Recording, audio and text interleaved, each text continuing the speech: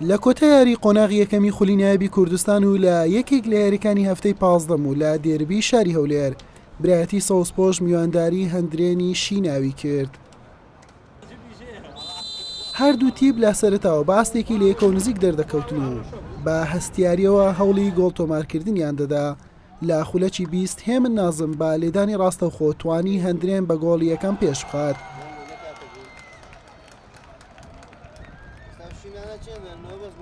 هەندرێن و برایەتی هەوڵی گۆڵی زیاتریان دەدا، بەڵام هەوڵەکانیان سادە و ساکار بوو. لە کۆتایەکانی نیوە یەکەم برایەتی ئەم دوو دەرفەتەی لە پێش بوو.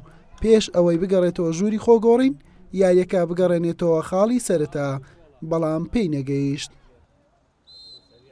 لا نیوەی دووەم لە سەرەتاوە هەندرێن بە ئەفشار بۆ سەر گۆڵی میوانەکەی دەستی پێکرد.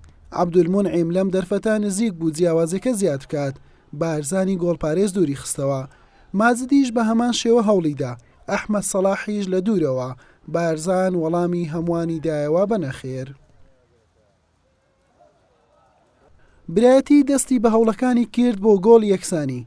ئەم سەرەی کاروان و لێدانە بەهێزەکەی ئاکار هەڕەشە بوون لەسەر گۆڵی تیپی میوان، بەڵام محەممەد یاسین ئامادە بوو.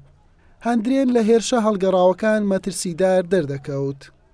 لەم حاڵەتە یانەی برایەتی داوای لێدانی سزای دەکرد. یوسف سعیدی ناوبژوان ئاماژەی با لێدانی گۆشەدا. لە دوا ساتەکان برایەتی فشاری تەواوی خستە سەر گۆڵی میوانەکەی، بەڵام ئالان لەم دەرفەتە نەیتوانی ئەنجامەکە یەکسام کاتەوە، هەر بۆ یاری بە تاکە گۆڵێکی بێوەڵام بە سوودی هەندرێن بە کۆتا هات. بەخوای یەک شتە بۆ ڕۆبەڕاستی جە ئەو هەوایەکە تقریبا بربرێن لە بار نەبوو. بارحاڵ ئەمە لە ئاخیرەکان بووین، یاریش لەگەڵ یانەوەی برم لە برایەتی ناو یاریگەی برایەتی زەحمەتە.